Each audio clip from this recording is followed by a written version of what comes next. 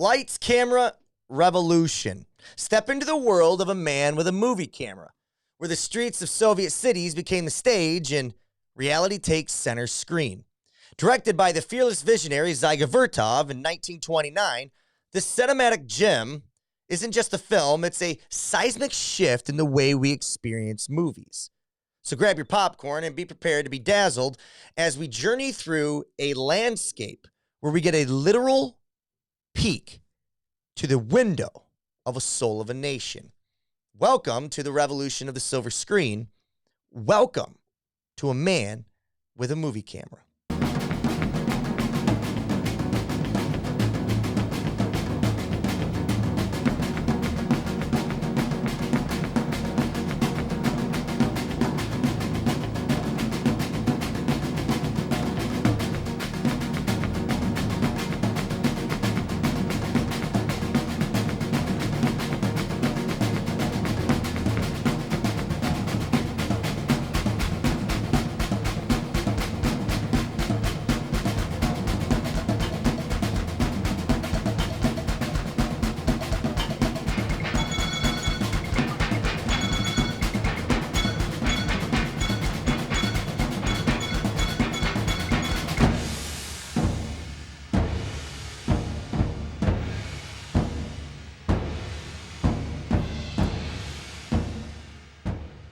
Hi, guys. Robert Gifford. I'm one of the co-hosts of Cinema 100 podcast.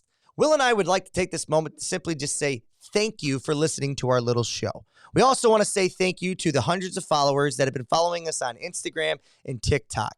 If you haven't been following us and would like to know how, you can go to Instagram, TikTok, or Gmail and follow us at Cinema 100 Podcast. If you've been listening to us on YouTube and you'd like to listen to us on Spotify or Apple Podcasts, you can go to Cinema 100. And finally, if you want to get all of our latest reviews and ratings on the shows and movies that we've watched, you can go to Letterboxd and you can type in cinema_100. Finally, we'd like to do something a little different this season. We want your participation. How can you do that? Well, simply you go to cinema100podcast@gmail.com and you can type in the subheading anything 100. This is your chance to ask Will or myself any questions in regards to old cinema, new cinema, what our favorite actors are, who our favorite directors are, movies we hated, Christmas movies. Is Die Hard a Christmas movie? Is it not? Anything that you can think of. Or maybe you just want to give us your review of the last movie that we watched, or maybe you just simply want to tell us where you're listening from. Either way, we'll take your questions at the end of every show, and we hope to do this going forward. Finally, we hope you guys enjoyed today's show, and constantly, from the bottom of our hearts, we want to say thank you. Thank you for listening to the show. This is Cinema 100. Will and I are finally in the year 1929. We're 7 films behind us, actually. Feels like we're kind of making some progress on this journey. We're only in year number 3 now, but I'm kind of excited for the slate of movies that we drafted for this year. I know that the last episode we sat down and we picked our filmmakers, but Will, so far with just the 7 films that we've done, the journey, the process, what we've been doing so far, where are you at with it? Yeah, man, I'm really enjoying where we're at. Yeah, I think just kind of feeling out the community that we're trying to kind of get together here, so we can start having a bigger conversation, seeing movies that sometimes are really good and other times maybe not so good, but can give us some stuff to think about anyway. So I'm really excited, and going into this one, I wasn't sure what to expect 1929 was going to give us, but I think when we're ready for this conversation here, I'm pretty excited about this next movie. So yeah, me too. And for those that don't know, we're talking about Man with a Movie Camera. Excuse me, A Man with a Movie Camera. It came out January 7th, 1929. So we are about 95 years ago this movie came out. So it's definitely open for public domain. It should be free on most venues to see. I did rent it for $2.99 on Vudu because I wanted it on my big screen up here. Not asking for initial reactions yet, just kind of going off what you said about the community base and what we're trying to build. Very excited about what we've started with. Instagram, Cinema 100, TikTok, Cinema 100, Spotify, Cinema 100. If you guys are looking to venture out where you can find us, or you can go to our email, which is cinema100 podcast@gmail.com, where you can talk directly to Will or myself. And Will, hit them with the Letterboxd, where they can find our reviews, find our ratings. My personal one is Cinema 100 GIF, but where can they find you specifically and the team? Yeah, so we've got a page up and running now for at Cinema 100. You can find us on Letterboxd just like that. We've started making a few lists here and there. As we kind of get into the movies, we're going to start to try to do a little bit more. I'm probably going to try to do a little bit more in-depth writing reviews and maybe have Rob write our taglines. He's the talker of the two of us. I'm the writer. So Yeah. and then you can find me at just Will Delzeith. I'm pretty sure I've got Will Delzeith Cinema 100. So And it's that's where I'm at. Delzeith, Keith, Yeah, but with a don't forget Z. that. For those of you that have been following along, you know that we moved on to Man with a Movie Camera. And Will, this movie, it was interesting, right? Interesting is always how I start these off, and it literally tells our audience nothing. But I think I had zero expectation other than the quick research that we did before the draft on this. It kind of stood out to me as like, we have to do a documentary. This is going to be the first one. There was a lot of things being touted about where this falls almost 100 years later and still being talked about because of the experimental value of it, right? After watching it, that word experimental definitely jumps off the page to me. I'm going to let you have the floor as I normally do when it comes to the first initial reaction. What was your initial reaction of your first watch? Yeah, so in Soviet Russia, camera shoots you was my first thought. No, Yeah. honestly, I was kind of thrilled by this a little bit because of how before its time it was. There's so many techniques that he's using. He's watching himself make the movie. He's making a couple of different movies at the same time here, right? He's kind of Right. giving us a snapshot of life in Russia at that time, while also kind of making a movie about how to make a movie and the things you have to do to make a movie. So my initial thoughts on this were, wow, this was actually pretty ahead of its time. Yeah, it's interesting because my initial thoughts, I'm going to go with the word unsure, right? Mhm. So I'm 100% with you. This is technically amazing. There's things I'm not even sure how I would pull off in 2024 that he was Mhm. pulling off in this film. The seats up and down. How did that get pulled off in 1929, 1928? A lot of the editing choices that they made, I'm sure can be explained, but the blocks building itself up. I'm sure it's just a lot of kind of stop, place. But the seats was a Mhm. big one because I don't know how you get them to kind of sink unless you have some type of like fishing line. Or I'm sure there was magic to it. I'm sure there Mhm. was because they pulled it off. But as Yeah. far as an initial reaction, just unsure because you know you're looking for something narratively to for you to kind of grab onto. This didn't happen, which at the same time I'm totally fine with because it reminded me of Terrence Malick. Do you know Mm. Terrence Malick? Do you follow any of his Okay. movies? Yeah. Um, he made the one about a decade or so ago. I believe it was Into the Trees or The Tree of Life. The Tree of Tree of Life. Life. It follows the same type of thing. Now there's a little bit more story, a little bit more, just to Mm. give the viewer something to kind of bite onto. But when it Sure. come to this one, it really was what is being explained in the beginning. So I'm going to read that to the people. There was titles that showed up at the very beginning, and it goes on to say this. I just want to make sure I have the right one. The title cards go on to say this. This movie that you're about to watch is an experimentation in the cinematic communication of visual phenomena without the use of intertitles, without the help of a scenario, and without the help of theater, whose sole purpose is the creation of an authentically international, absolute language of cinema on the basis of its complete separation from the language of theater and literature. Hmm. In hindsight, that's 100% perfect, right? Yeah. Agreed. Yeah. Yeah, no, for sure. I, I don't want to get too much into like, I kind of want to go at you a little bit with that narrative take because I do think there's some narrative going on here. Okay. But I we can save that for a little bit. But yeah, I think technically speaking, he was able to um, he was able to get into a few different areas of life. Like I was thinking a lot of like the 8 hour blocks that we have of our days, right? The 8 hours of rest, the 8 hours of work, and then the 8 hours of leisure. That's kind of was in my head a lot, especially when we got to the leisure section where everybody's playing sports and kind of at the Relaxing on beach. the beach, Yeah, yeah. mudding, exercise. Yeah. So I thought there was some stuff there that was kind of really well done without really telling us what he was trying to do. Um, so yeah. No, I think I agree with you that there's a narrative here, right? Especially when I was trying to, you know how we go about the show, we go act by act or scene by scene, and we try to.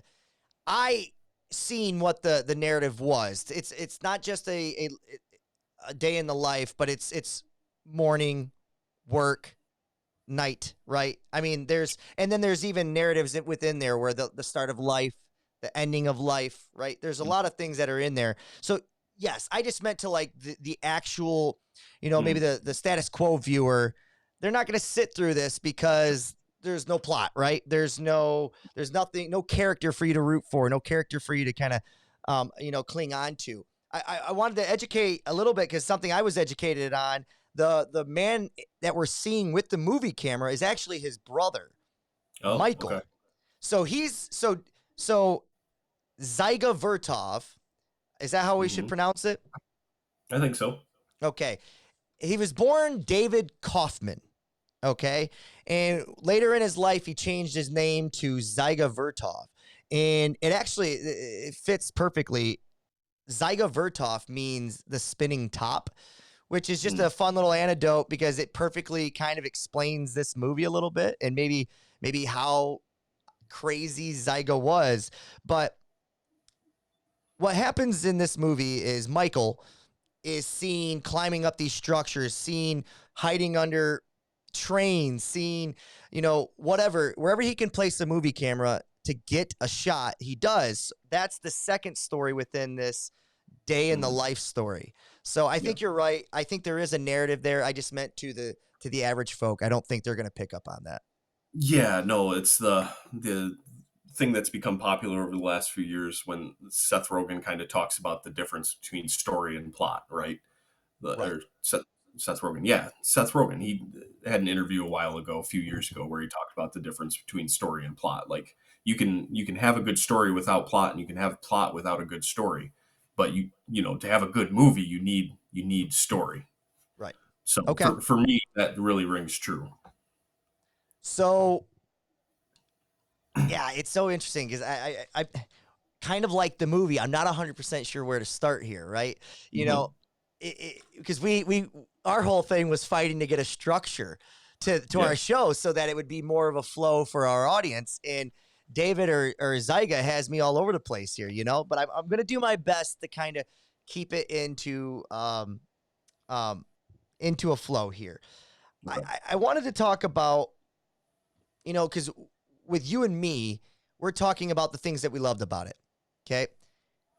There's this narrative early on in 1929 that this was a hunk of junk. Okay. And especially by his contemporaries in Soviet Union. And some of the things that were said, and I quote, Vertov's Soviet contemporaries criticized its focus on form over content, right? With Hmm. Sergei Eisenstein even deciding or deriding that this film is known as pointless camera hooliganism. Okay. Do you believe that? Does he have Yeah. a leg to stand on? Or do we kind of side on the side of David or Zyga here? Oh no, I mean there's some hooliganism going on here for sure.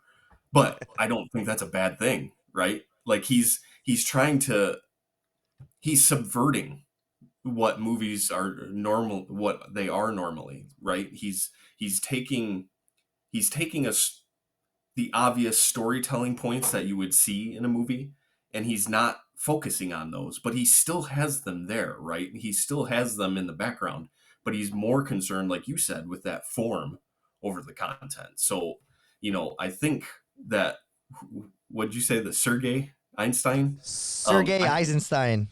Eisenstein, he's exactly right. Like, it's hooliganism, but you know, I really liked what he was doing here. So, I think sometimes like this, with the contemporaries, especially at the same time, right? I don't want to say it went over Sergei's head, but it might have. You know what I mean? A lot of times, as a pro wrestling fan, people all the time will say, "Hey, man, you know it's fake, right?" It's like, dude, 2024, 37 years of age. Yes, I know it's fixed. I know it has a fixed outcome. There's a competition and athleticism there that I like, right? But like, I'm in on the joke. I know the hooliganism and I accept it for what it is, and then that allows me to get to the next level of what it is and why it's great, right? So with yeah. me, I agree with you. Like Sergey kind of missed the point a little bit. There's Hmm. hooliganism there, but he's also playing with the medium in ways that Hmm. haven't been done before. I will say the editing portion, it's very hard to pick just an image that sticks with you from this movie because it was happening so fast, right? I Hmm. don't know if you have a symbolic one image that kind of depicts what this movie is outside of maybe, the background, right? Hmm. The eye and the shutter. That to me was like the standing image of all these 1,775 separate shots we've seen. Will, was there one that kind of stood out to you? Yeah. So it wasn't. I think there was at least two times. It might have been three where we get the person actually cutting the frames and putting the reels The together. reels, yeah, That's the actual editor, I believe. yeah. It That's was. I doing forget her name. I just didn't write it down. Yeah. that. Yeah. Elizaveta Svilova. Svilova. Yes, Svilova. So Svilova. Yeah. It's got two V's in it. I can't say it. So, anyways, You that's American. kind of. I thought that was really interesting that they were kind of throwing the whole process kind of in front of the camera, right? And there was at least the couple times where she's cutting up the frames, she's putting everything together, and things kind of slowed down when those scenes were happening too. I thought that was kind of interesting. But yeah. No, I agree. I completely agree with you. I feel like too. By the way, we are so not cultured. We can't pronounce these names. Um, I, even if I spent 20 more minutes trying to figure it out, I would be insecure with the fact if I'm actually doing it correctly or not. So I just say it as quickly as I can, as if people believe that I'm saying it correctly. Uh, I wanted to go on and add something else, another anecdote, before we kind of break down this sequence by sequence of the movie. Um, it was documented that, again, Zyga was adamantly against narrative fiction storytelling. Okay. Mm, He's on record to have said that he believed that in the new society, the new USSR, was attempting to create fiction film that would just be reproducing stereotypes, character types, cliched plots, all the bad scripts. And his idea was that the camera doesn't need any of this to explore the world. He believed that he could create different arrangements of image and sound that could be completely interesting on their own. Now, I'm going to say this. I think as a one off in 1929, brilliant, right? hmm. How many more times can someone get away with this type of storytelling, this type of experiment? And Sure. I'm not saying it's not possible, but to be able to live in that type of medium and to pull that off, I feel like would be very, very difficult to do and keep an audience. Yeah, no, I think that's definitely a valid point because I mean, if you think about kind of like more modern, like Charlie Kaufman kind of comes to mind here as someone who's making story that doesn't necessarily like the story itself is sometimes fleeting, but the way the movie makes you feel, like Eternal Sunshine of the Spotless Mind, or he did one a couple years ago. I'm thinking of Ending Things, like narratively and storytelling and plot, like it's all very strange and doesn't really make sense. But then the way the movie can make you feel by the end of it Right. is kind of he stands alone in that kind of filmmaking. And I think maybe Terrence Malick is kind of that type of filmmaker, right? That's kind of what I think he's trying to do here. He's trying to elicit emotion without giving you story. He's trying to show you uh, humanity. He's trying to show you what's human without really telling a story about it. He's just trying to show it to you. And I think that's commendable. To your question, though, how many times can you do that? If every movie were like this, I think you're right. There would be something would wear down here. It's interesting we keep using Terrence Malick. I believe, let me see if I can find it here. I just wanted to get this accurate. The last movie Terrence Malick made, it's not coming up. I'm not sure why. I'm getting producer credits. I'm not getting director credits. I keep clicking it, but I don't know. Maybe you can get that for the audience. But I just feel like, to go off of the point, though, without dead air here too much. Yeah. He's making a film once every decade. You know what I mean? And that means that there is an audience for it, but it's got to be spread out, and it kind of have to almost like a palate cleanser. You know what I mean? Because you can't sit down and watch something like this every night, nor could you do that with drama, nor could you do that with although the horror genre, I will say, they have a very, very tight-knit community. They could watch horror for the rest of their lives, so good for them.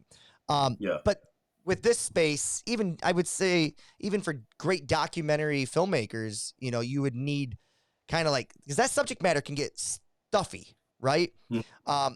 When you're working in that type of field, depending on what the focus area is. But yeah, I just feel like Terrence Malick or Dziga Vertov and stuff, character directors of that nature, it doesn't diminish the work they do put out. Who says they have to put out a piece of art every year? Sure. And I think that's another thing too with these type of movies. You kind of have to be in the mood for it. Because if you can't 100% commit to the film, it can be hard to really lock into a Terrence Malick movie. Or, if you were, trying to watch this and also play Wordle or something on your phone at the same time, you got to lock into this for sure and be in the mood for it to really kind of click. Right. To answer our question, I wanted to get to that. 2019, A Hidden Life was his last feature film. And that was almost 3 hours long. And then prior to that, so that's 5 years ago, that being Terrence Malick. And then prior to that, he didn't make a film. He's done some shorts and stuff. He's done some works of that nature, but he hadn't made one all the way back. It looks like, I mean, I'm just going and going and going. 2017, he did one, but then we work our way all the way back to Tree of Life, which is 2012, To the Wonder. So unless I'm misseeing that, and I could be because my internet's acting up a little bit, that's 7-8 years in between films. And in modern day Hollywood, you've got to be cranking them out left and right if you want to stay relevant.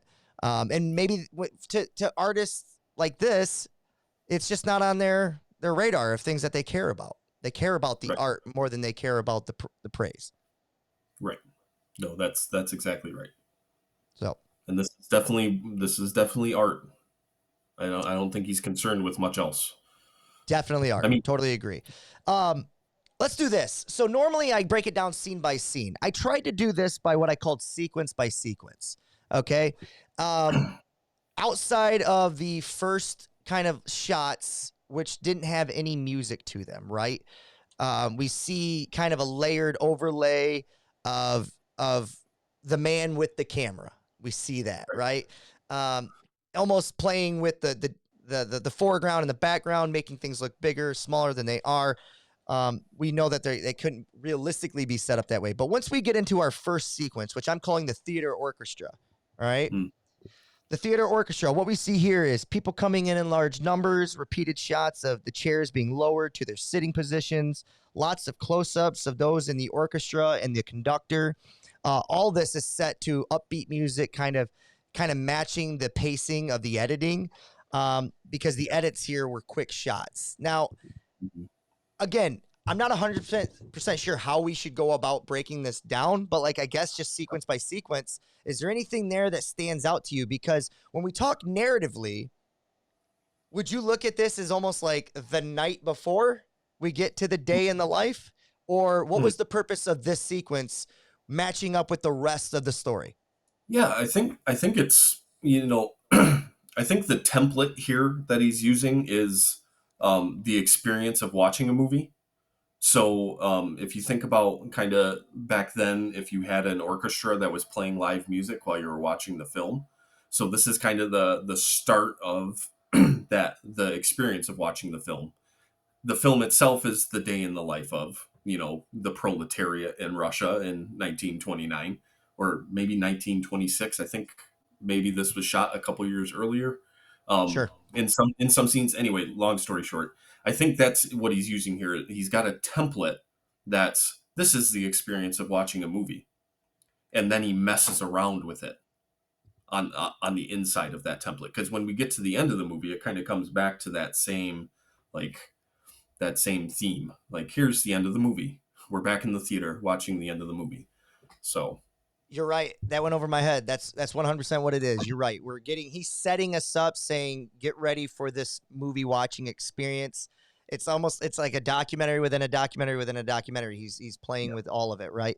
Um, Mhm. it, do you find that the 1929 audience, by the way, side note real quick, filmed over a period of 3 years? Mm. So there you have it in 4 different locations. Moscow, looks like Kyiv, Ukraine there, which would have been the Soviet Union then, Mhm. Kharkiv, and Odessa. But anyways, do you think the 1929 audience is able to pick up on that type of perspective that um, Vertov is trying to show? Um, maybe, Because there's just no way maybe of not. knowing. Yeah, I would say maybe not the whole shebang. Not the whole. They might not understand the entire structure of what he's trying to mess with, but I think he is. I think what's inside of those boundaries, um, show kind of highlighting what it's like to live in that place and in that time. Meaning USSR at that time. Um, I think that people would probably be appreciative of seeing like just everyday people doing everyday things. Like, that's kind of what the whole movement is early on in the Soviet Union. So is, the power to the people and the proletariat taking over. And, I think there's some powerful stuff going on there that people would probably sympathize and empathize with, whether or not they understand, like, why are we watching this? Like, what kind of characters are we supposed to glob onto here? I'm not sure that maybe they would understand exactly what he's doing here, but I'm not even sure I do. I could just be making shit up, Rob. Hey, as Jim Carrey would say, we're making sound, and that's important. um, um, it's interesting that he chooses to do it at this rapid pace so relentlessly the whole movie, right? Mm, I wonder why he doesn't tend to slow it down ever. You know what I mean? I mean, pick it in spots. As the movie, like, there's sequences that I'm calling the chaos sequence. mm, It seems like that would have matched that better, but he was so persistent on just throwing as much at the screen as he possibly could. um, why do you think it would have been better, more effective to the audience? It maybe picked up on by the critics a little bit more, I guess, graciously during that time period if he mm. would have just slowed it down? Or is he kind of like the rebel in the room who's just like, no, I don't care. Like, this Yeah, is what I want it to be. I'm sure he's seen it at a slower pace and was like, no, this is not what I want. yeah. I do think that how this movie gets talked about now as being revolutionary and being ahead of its time. I've said that like 8 times already. But I think the true artists, the ones that are remembered, are the ones that see something before it happens. Right? They can see where the world is going. They can see how an art form can transcend what it is right now. And I think those artists, those types that make this type of movie that can 100 years later still feel revolutionary. aren't concerned about what it's going to be received like, in 1929. I mean, they might hope that it's understood, and that it finds a place, but I don't think they are necessarily concerned with that. Quentin Tarantino once said that when he writes, he doesn't think about the audience. As a matter of fact, he writes for one party, and that's himself. And if it makes him entertained, or if he finds it interesting, and then he thinks that the actors will find it interesting, and then the actors will bring their take to it, and therefore, ultimately, it will find its audience, and the audience will find it to be interesting. So, I think Mm-hmm. sometimes we probably do, as creative people. I know we do. I even though I'm not creating on massive scales of that nature like these guys are and putting my art out there, that they're worried about the reception of how it's going to be, you know, taken in, because you spend so much time of yourself making it for them, Yeah. right? So there's Mm-hmm. got to be some semblance and some level of where you care about the reception, but Yeah. to the detriment of your art and how far you're willing to let that critique impact your art. I think that's where, like you said, true artists they separate themselves, is that they can say, you know what, if it's going to be loved, it's going to be loved, but I love this, so I have to keep going forward. So there's something to be said there. Yeah. But okay, second sequence I have down here. This is where we kind of start off with people sleeping in different places, and I thought he did a really cool job of kind of showing like the luxury life and kind of the slum life, those sleeping on benches versus those sleeping in really expensive kind of lingerie, really expensive, Yeah. sheets and bedding. And some other things that he shot was random shots from the slums to the Ritz, different uses of cleaning, as they were waking up. You've seen water being cleaned to clean the face. You've seen hoses using clean the sides of building walls, and so on and so on. Then you also see like the different ways to kind of open and close things. And I put like the blinds are kind of going, shutting and closing, right? Then you see the camera Yeah. shutter opening and closing. And then you see the woman just staring into the camera shutter and the overlay of the blinking that comes back to play later on in the movie. So this to me was just like the birth of the day, right? Mm-hmm. The opening of the day. We're all waking up together and we're getting ready to start this day in the life. Yes. Yes, exactly. And this really sets the tempo too, because there's a lot of he's quick cutting everything. And like Everything. what's fascinating is that he's quick cutting scenes together, right? Like he keeps coming back to the same people. Right. It's sequenced, but it's cut together. So it's like everything. It makes it feel like everything's happening at once, and it's really kind of fascinating the way he thought to kind of put this together like that. Oh no, I like that point. It's kind of like, yeah, you and I are at 8 o'clock in the morning. We're both doing something completely different or very similar, and we're seeing it play out at the same time with the way Mhm. he's cutting it. Yeah, no, I like that. Yeah, nowadays you'd probably see it like where you've got like the split screen and you got both people going through their day, whatever the scene is, on the opposite side of the screen. But the way he does it is he chops them together, and it's just a really interesting choice, and I think important for the kind of tempo he wants to set for the movie. No, you're right. It's so. Oh, that is interesting because I think about these sitcoms a lot, especially from the '90s. Like the very stereotypical sitcoms. Friends, Seinfeld. A lot of times, like Ross and Rachel will be in the middle of a big fight, right? And they'll stop it, and then they'll go to Phoebe doing something at a completely different location, and then when they come back to Ross and Rachel, which time has gone by in our real life, right? Hmm. They just pick right up where we left off rather than just showing us that whole entire fight and then moving on to Phoebe. They break it up in the kind of fragments. Um, that's and we just kind of accept it as an audience, even though Right. in real time has gone by. They should have gotten past this point already. That's an Right. interesting where with Vertov, he's saying no, you're going to get all of this in real time at the same time. Yeah. Right. Yeah. Exactly. Yeah, no, I like that. Anything else from that sequence that you thought was worth mentioning? I know it's kind of hard to remember because they all kind of blend into each other. Yeah, I mean, this was the part where I decided, and I'm very glad I did, given the scene that comes up in about 10, 15 minutes, but I was watching it in the living room and Oh the yeah. kids were watching, and she takes off her nightgown, and I was like, okay, this might be going to places that I need to be careful with. So that was my only other note. This was the scene where you're like, okay, this might go places that I'm not expecting, and it Change did. of location. Change of location. We move on to the third sequence. We get back to kind of more upbeat music, kind of like it took, and he kind of went back and forth with the music. You know, it was like fast, upbeat, and then it was slow it down a little bit. And again, I'm titling these sequences to the way I kind of seen it play out. If you have a better description, please Sure. tell me, tell the audience, because some sequences kind of might have went over my head. Okay. The third sequence, I looked at this as like different modes of transportation, different ways to get to work, different ways to get places. You know what I mean?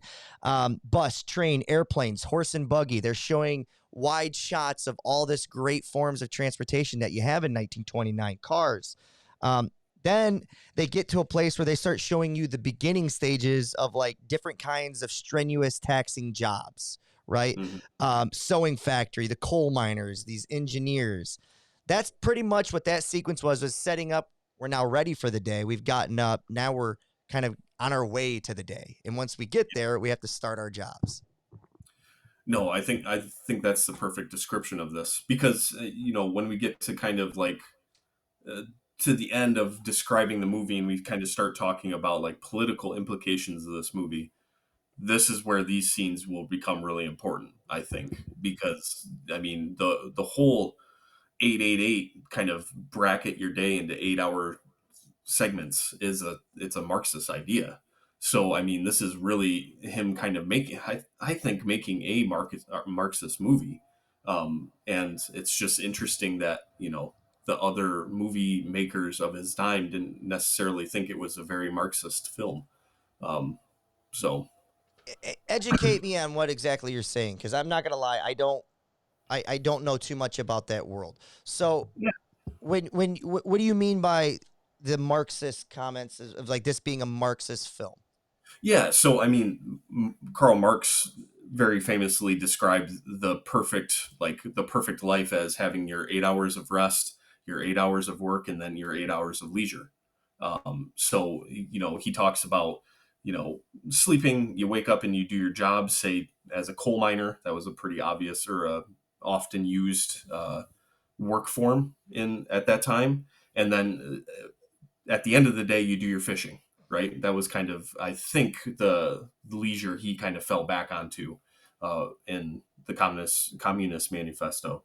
But that 8 hour kind of segment where, I mean, now we have 8 hour workdays, that all kind of traces back to that idea where, we shouldn't be spending the majority of our lives working, Right. especially when it's not for ourselves, it's for others.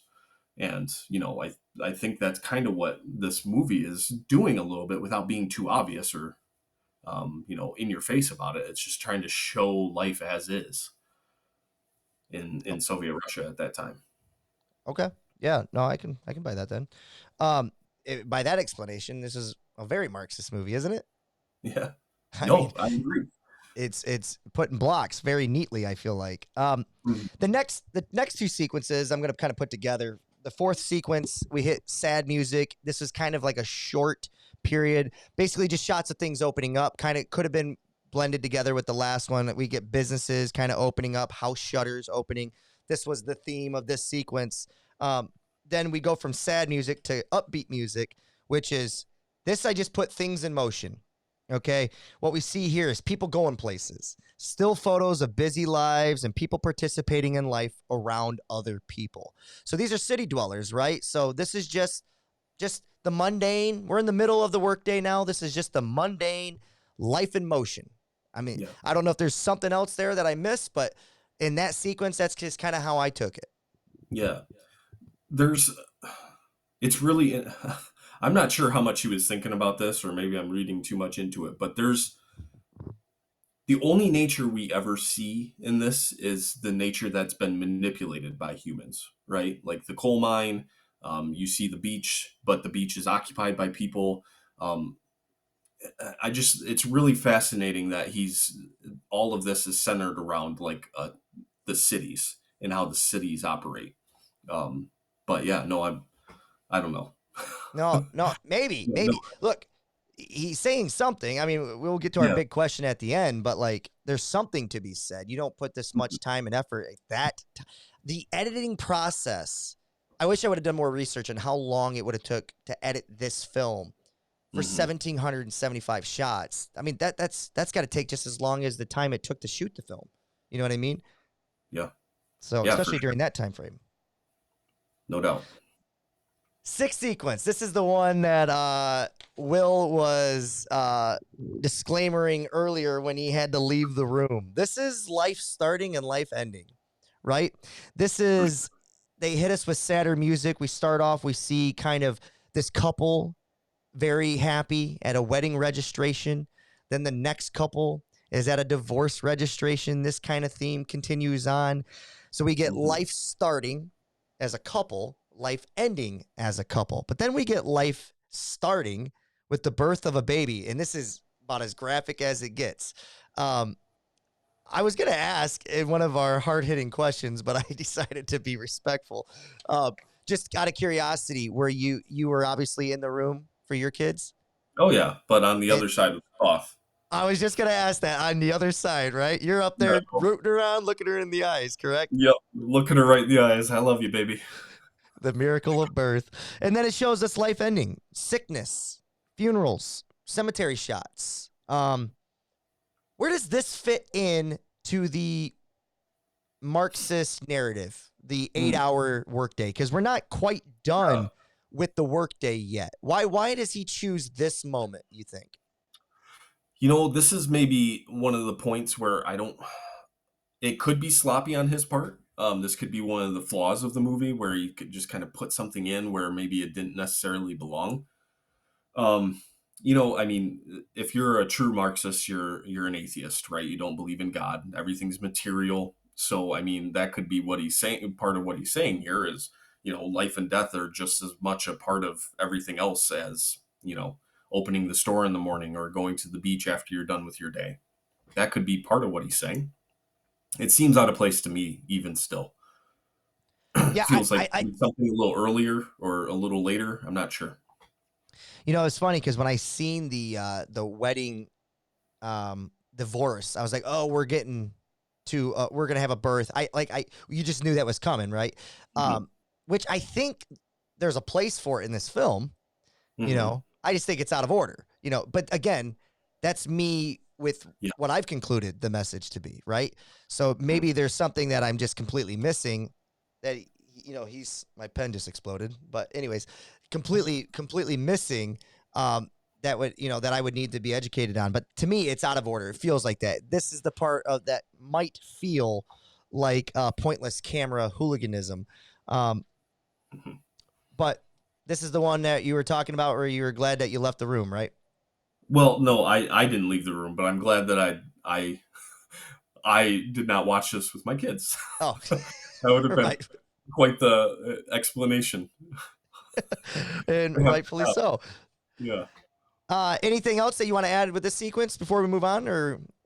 No, I think you hit it. I think you're right. This is the part of the film where I kind of felt like it just didn't quite fit in with the rest. I mean, it makes sense in the context, but it feels out of order. But again, it feels like he has a pretty strong grasp on what he's trying to do here. So it's probably us that are wrong here. I think playing Monday morning quarterback, I think you show kind of life starting, birth, maybe at the very beginning. Even with the wedding registration, you can do that at the very beginning, right? And maybe at the end, you're hitting it with divorce, sickness, funerals, cemetery, things of that. You can do that towards the end of the movie. I'm not sure where it fits, but maybe after the the relaxation period, the leisure time. Anyways, we move on. Seventh sequence, rapid music chaos. This is where he's really picked up the music. Quick shots are about as fast as they've ever been. I just called this rapid chaos. This is the chaos sequence to me. Quick shots of people moving rapidly. Person with head trauma being rushed to the hospital. Firefighters rushed to put out fire. This is just, this is basically saying that life can happen. When we're going after life as relentlessly as he's going after it in this movie and all the people are, things will happen. And we as people have to, rally around that and put more energy into making life happen to solve those Yeah. problems. Yeah, and I think too, like one of the things that we can take for granted is how much effort goes into the way we live our lives. How much behind the scenes, the things you don't think about. Like, how is there that much food in the grocery store and in every grocery store right now? Like, how did that happen? And I think that's kind of not the same thing, but pretty similar here. He's like, think about all of the things that we have to do to have a modern life, and don't take those things for granted.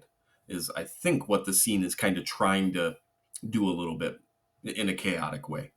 Yeah. No, dude, I love the way you just painted that. It goes back to what I was saying in the fifth sequence. I mean, this is basically, life is essentially people participating in life for people. Like, none of this Yeah. works if we don't buy into it, right? And you can get into the conversation about whether or not we have a choice or not, but you do have a choice. Yeah. Ultimately at the end of the day. So yeah, it's amazing when you walk into a grocery store and it's completely filled with things that have been done by people. So Hmm. the eighth sequence, relaxed music. I called this the details. He gets very close up on the details of every mundane job or doing. So this is where we start seeing the editor of this film clipping and editing film reels, right? Just the minute process of doing that. He shows it he shows it quite a few times throughout the movie. Hmm. Sewing needles and thread, you know, washing and drying someone's hair, labeling like cigarette folders, or folding them into certain things. Yeah. Phone operators, right? Mm. So there's just a lot of detail being done at this version of the movie. Yeah, for sure. Which No, I actually, if I could just add 2 cents, to me, life is details, right? It's all mm, these things that make us, these are the mundane moments of our lives, but mm, we spend so much time in our life on this stuff. The things you right. remember are snapshots. They're these momentary things of joy and anger where everything else is the details. And I Mhm. love that he understood that. At least that's what I took from this. Yeah, no, it's really interesting too. Like, thinking of the operators specifically, like, the muscle memory, right? Because they're doing everything so quick, and like knowing where to go with this call and knowing where to go with that call, and like just work, if you're good at it and you're efficient at it, can be rewarding too, right? Like if you're maybe not, I don't know, if you're an operator, like being good at your job can be rewarding if you see the value in it, right? So I Right. think that's some of what he's doing here too. Like even those things that we don't think about people doing, like when you make a phone call in 1929, right? There's somebody behind that being efficient for you. So it's like, don't. I think this is just kind of that extension of like, don't take for granted all of the things we do for each other. That's interesting that you say that. See, I took it more as like it just is, right? Like Mm, I don't see him making a claim on the value of anything here. And maybe there's a point to be made that there is. I just didn't connect it with me. To me, he's just showing like, because sometimes he does show the sorrow on people's faces. Sometimes he mm, does show the joy on people's faces. Um, why we're seeing that in that particular moment. I don't know if he's trying to tell us something or if it just is that moment. sure. But hey, one and a half, six, and the other. You could be right. I could be wrong. So, Mm, in the ninth sequence here, it's the same thing that we just seen, but now we're getting the quicker shots. We're getting the music sped up, and it just basically, to me, it was representing the idea that, hey, I'm gonna hit this again faster. That this is what we spend most of our time in our lives on. Like I showed you what we mm, do mundanely. Oh, let me show you one more time because this is what you do all the damn time. yeah. So Yeah. Yep. we move on. We're getting towards the end of the film here. We're in the 10th sequence, and all images here I just have at high speeds. This Mm, was one of the more impressive shots where they're like out over the waterfalls. mm, yep. Um, that image is going to stick with me. Just the way he was pulling off some of these shots. I thought it was great too, the way he would show us how he was pulling off these shots. Yeah. I thought that Yeah. was great. We see these engine gears, and then finally here, the workday is coming to an end because at the end of the highest speed of this film, everything comes to a stop. Mm-hmm. Yeah, no, and I think it's important here too to kind of point to that the water that we see is like a dam, right? This Yeah. is the way we have manipulated this water to work for us. I think he's trying to make a claim about humanity and the way not, we manipulate nature to do things for us, but look at the things that we can do. Like when we try to do stuff, we can do this incredible things, and I think that it's really kind of important in these last couple scenes. All the things that we kind of, you said mundane, and I agree they can definitely be mundane, but they're also things that we've created, as a species to better our lives. So, Okay. I think I'm more online now with the theme that you're going for. So you're saying, especially with this sequence here, what we just watched, there's no negative. He's not making a negative claim on this. He's saying, look at what we've done. Look at what we're capable of. I can get on board with that. I can Yeah. see that being the message. Because you're right. Why is he's specifically showing us, instead of an ocean, he's showing us a dam, right? Instead of a great, sea of water, he's showing us something that has been manipulated and controlled by man. You're right. That's got to be the take, because otherwise, what is the point of that? I mean, unless we're just, that's what he had to his access, and he's like, I'm going to shoot this dam. But again, we're trying. Yeah, we're trying to give credibility to the filmmaker here, because the truth of the matter is, more times than not, filmmakers, directors, artists, writers, they are doing something on purpose. Mm-hmm. Yeah, and they're not always doing it well either. Like, right. You can watch a movie that has good intentions, like Reptile on Netflix. I just watched the Justin Timberlake movie. It's not very good, but he had good intentions, so Sure. counts for something. Yeah, he needed to get back in the limelight, make a little money. He's promoting a new album coming out. Yeah, he had good intentions. I'm just joking. I like it, Justin Timberlake. I'm just teasing. Okay, I have us down to our final 4 sequences here. And I got to admit, the last 4 were getting a little harder to kind of find the theme outside of, like, we're now in the last 8 hours of our day, right? Sure. The 11th sequence I have here is relaxing time. Mass amounts of people on the beach. And I mean mass amounts. I mean, there wasn't room for another person to go out there and lay down. People swimming, exercising, mudding, laughing, playing sports, enjoying themselves, whatever way they wanted to enjoy themselves.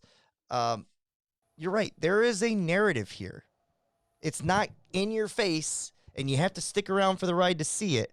So if you're trying to find it all in the first, 30 seconds, you're not going to get it. But there is a narrative here. Mm-hmm. Yeah, no, and what's really fascinating here is I thought of what's the Fablemans movie? Why can't I think of the full title that just came out a couple years ago? The Yeah, Fablemans? Is that all? Fablemans. Okay, I thought Yeah. it was longer. The Spielbergs? Yeah, Steven Spielberg's, yeah. The whole scene, the senior day at the beach, like Yep. this. Some recall maybe from Spielberg going here, where he was kind of calling back to this a little bit, because I thought it was exactly the same, like the way he kind of shot the beach scene in the Fablemans, and kind of how this played out too. Oh, dude, you make that connection perfectly. There's no doubt in my mind that there's some type of connection there. I was reading an article that a lot of the Yale film scholars at their school, and that they will have this as the first introduction to film studies class. This is the first film that they have to watch, and rightfully so. There's a lot of things that you can take away from this. A lot of it being the narrative structure here. Is there one? Is there not? And clearly there is, but like, it's not so in your face. It's up to those students to kind of figure that out. Yeah, no doubt. Spielberg, Scorsese, anybody that loves film, studies film, or is a cinephile, has seen this movie and has probably borrowed from it in some way or another. Yeah, for sure. Okay, move on to the 12th sequence. I didn't know what this one was, and maybe I was just a continuation of the last one. I called this Going in Circles. The theme here was just basically showing men, not just men, but like the merry-go-round scene, them riding, the dirt bikes on the track and whatnot. This could just be using maybe technological advancements. Like, I don't know what this was showing. I just put it as going around in circles. Yeah. It's a very short one. But it was just a continuation of like, look how we're spending our leisure time even more. Yeah. The only reason I called it a sequence is because the music changes. Yeah. No, I think you kind of, that's right. I think he's just kind of showing the different types of things that people do at the end of the days. So, Okay. Just a continuation. yeah. This one I found to be, it's very purposeful. It's very interesting. But he is just going for it here, man. Like constantly playing with this film and not giving two shits about what people think about it because it all ends up in here. I'd love to see what was not put in here, right? Yeah. I would love to see what was not put in here. How many shots weren't put in this piece? So in this sequence, our second to last, the penultimate here is, I call it the unstable camera. I don't know if it's, supposed to symbolize like the end of the day and like sometimes you're drunk or, I don't know, you party too hard in your leisure life and it comes to this, or if he's just, again, going back to our opening statement of, pointless camera hooliganism. But this is where we get a lot of like push-ins. We get swinging around of the camera. Like there's a good 2-3 minutes here where this camera doesn't sit still. Reverse editing where you see the checkers kind of scattering back to its normal position. Perspective editing, she's shooting the gun, right? Mm-hmm. I forget what the title said. Something about, I don't know if yours had subtitles or not, but I think it's Father Fascism or Father, something of that nature, but she's shooting the gun. So the point is that this is just an unstable part of this movie. He's playing with the shots, maybe as well as the narrative. I don't know. You'd have to educate me on that if you saw it differently. Well, I've got a quote here for you from great. From the director. So he says, "I'm an eye, a mechanical eye. I, the machine, show you a world the way only I can see it." So I think he's like allowing the camera here to embody, like become alive, right? I think that's what he's trying to do here. He's trying to say like, I can see things sometimes and have a vision for something, but the camera is what captures it. I let the camera do the work. And I think he's, through some fun techniques, kind of letting the camera come to life here. So as far as story structure, do you think he was just kind of putting it in there and seeing what the camera captures and then you taking away from it what you want? Or was there, as far as like matching the narrative that he's chosen, was there anything there to read into? Like I said, they might be unstable in their lives. That's the very simpleton version of breaking that down. Well, no, I'd have to think about this one a little bit more. I think in context, the bigger picture, I was trying to do it on the fly here, and I don't think I have anything for you on that. Again, might be looking into it too much. So we finally get to the movie theater. We bookend with the movie theater, right? We get an unbelievable animation with the camera kind of like coming out of the box and the movie crowd watching it, and it's getting set up and the tripod. Dude, just unbelievably, like you said, ahead of its time with how it was doing these things. And then finally, my favorite scene, which is our favorite shot of the movie, is just the eye. And it goes back to the quote you just read of why, because to him, the camera and the human eye are the same thing.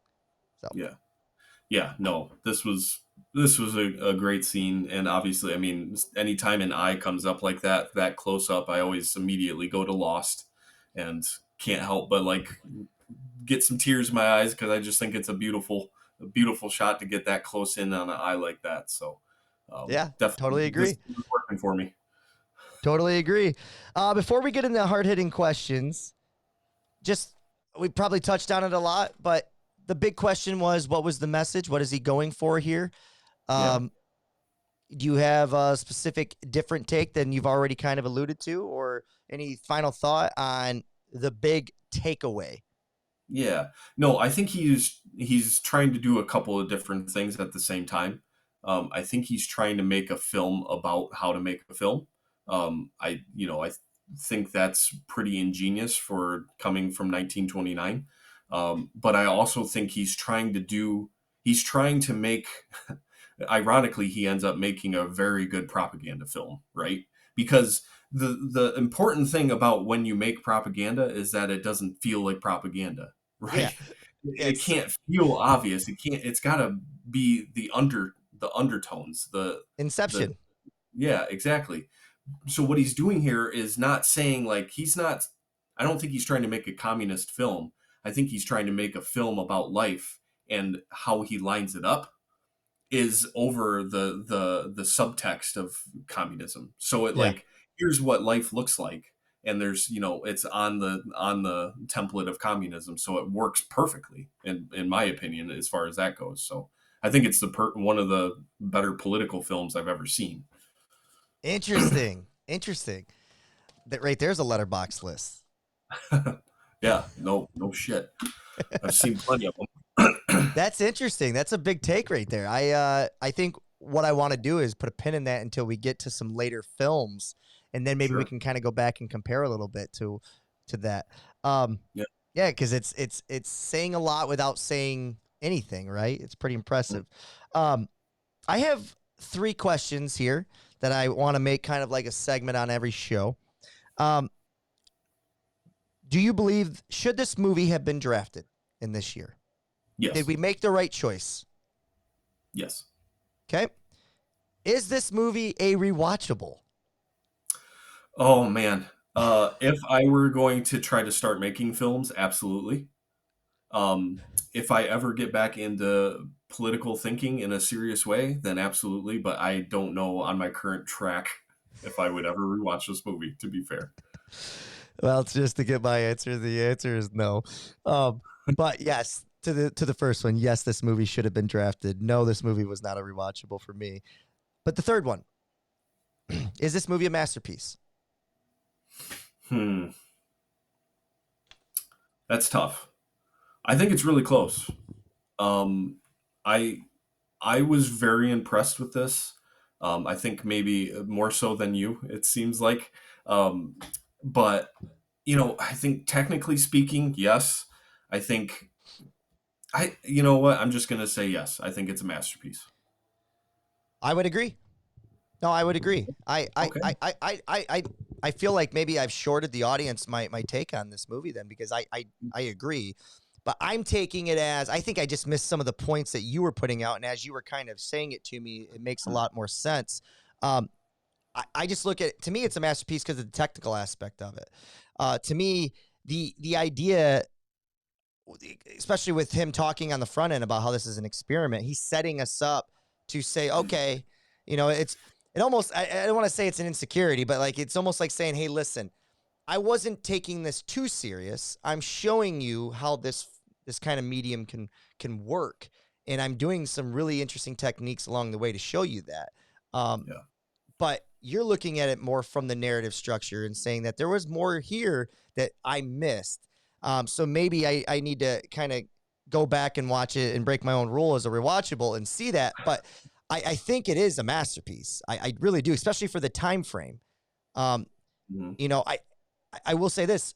If I had to choose to watch this or in old Arizona again, I want to watch this. I want to study this. You know what I Yeah, mean? So for at no sure. point was I bored. Yeah. I was bored in old Arizona. I wasn't bored in this movie, you know? Okay.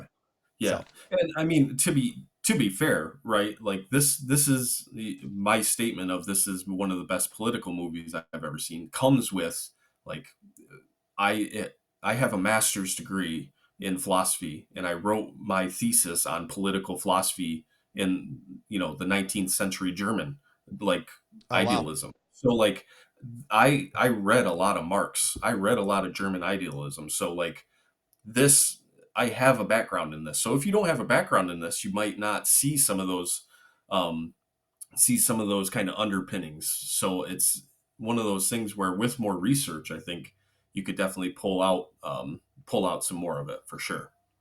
Well, I'm Uh-oh. glad you mentioned I'm glad you mentioned more research. So, you just heard Will's Ooh. knowledge. For our audience, our radio or podcast audience, I'm getting ready to put something up into the camera for Will to see. This is where I'm currently at, Will. You have a master's. I'm rocking philosophy Look, 101. looks like you're on page like 45 there. I am on. This is how I read now. I don't know about you, but like I like to take notes. I Oh, actually try to do like a tentative reading now instead of just yeah. because I spent so much time trying to read over last couple of years and it just I'd forget it all, Mhm. So now I try to take notes and take a little more time with them. But yeah, that's where I'm at. So Yeah, highlighter can really kind of, if you close your eyes after you do it, it's almost like taking a picture. yeah, you're right. Yeah. Um, anyways, I agree. We agree on all three of those. Let's move on to hard hitting questions. I have one. Okay. With this movie, okay, would you have liked this movie better if they used their alternate title instead? Where's Waldo? And what Uh, I mean by that is it felt like you'd be watching this film and then all of a sudden you would see him carrying the video camera tripod, but you wouldn't see him. You just see his legs. He just kept looking on popping up. And you're like, oh, there he is. looking on the beach, and there's one guy wearing a hat. Yeah, exactly. So to me, it's Where's Waldo? Uh, anything else before we put Man with a Movie Camera to bed? No, I don't think so. I'm curious to see how this lines up with some of the other stuff we watched this year because like 1928, we kind of started off hot. I was really impressed with like the first 2 to 3 films, 2.5 films that we watched. And then I'm just kind of curious to see if the same type of thing kind of plays out here where we get some really great movies up front and then maybe kind of fizzle out at the end. We'll see. Yeah, and I don't know if that's on the year or if that's on the two guys doing the podcast and their drafting ability, but we'll see, man. We'll get there. What's the next follow up to this? Is it blackmail? I I believe don't have my so. notes in front of me. Yeah, I don't have the list pulled up right this second. If you bear with me. While he's bringing that up, just for those that follow us, if you don't follow us, please do. Instagram, Cinema 100, Spotify, Cinema 100, TikTok, Cinema 100. You can email us at cinema100podcast@gmail. That's where you'll get direct. Will doesn't have social media, so if you want to talk to Will specifically and get his takes on anything, best place to chat with him would either be on Letterboxd or on Right. email at cinema100podcast@gmail.com. Yeah, unfortunately, I do have a YouTube channel. It's also, I think it's just Will Delzeith, but I can double check that for y'all if you're really curious. But the next movie we're watching is actually the Broadway Melody. Oh, that's Um, right. That's right.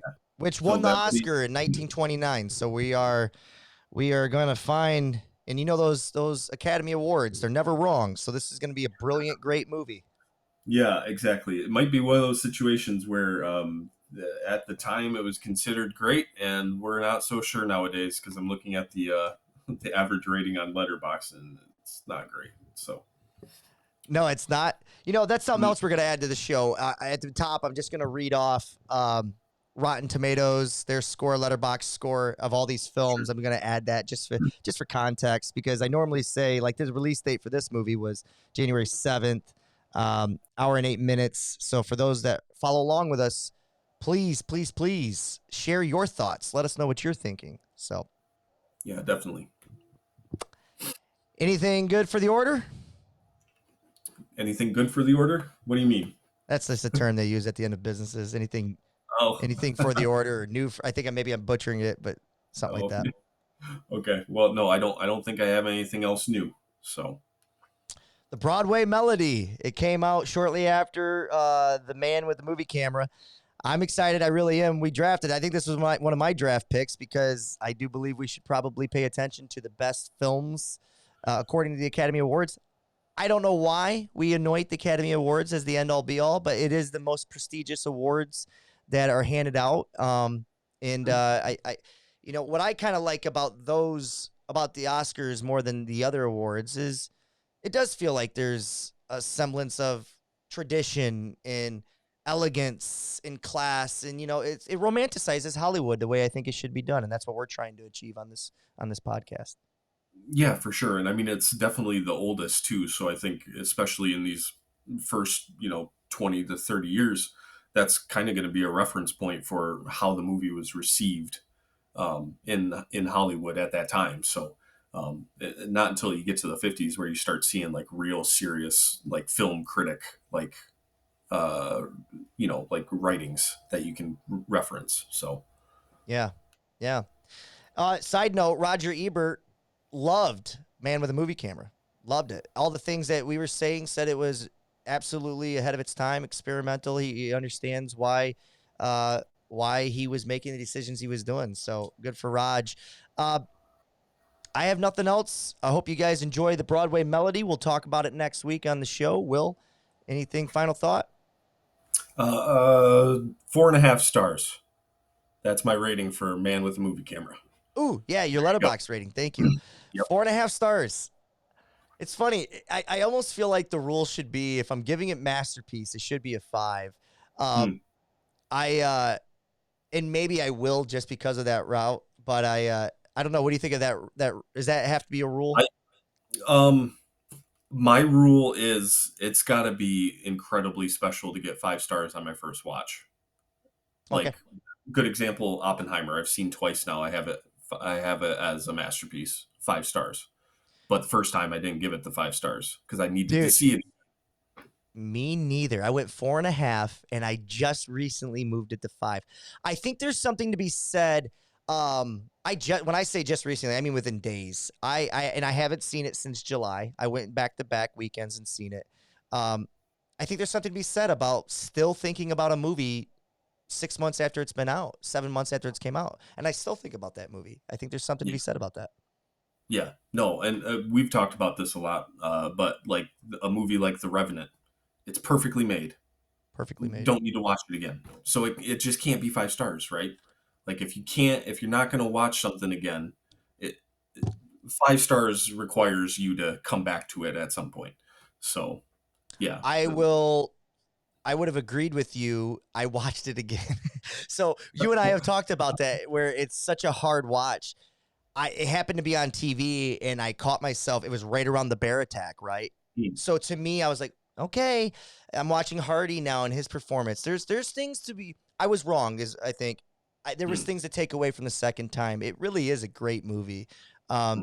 It's just it's long and it's brutal to watch. But I think the rewatching ability of it is very long in between each rewatch, right? Like it's going to probably be even longer this next time before I watch it again. But again, yes, I think what you're saying, there's some merit to it. So, but Gotcha. In the meantime, you guys know where to find us. And I guess we got the Broadway Melody coming up next. So what you need to do is you need to grab your popcorn, grab your seats, enjoy the movie. We'll see you next week. All right, we'll see you.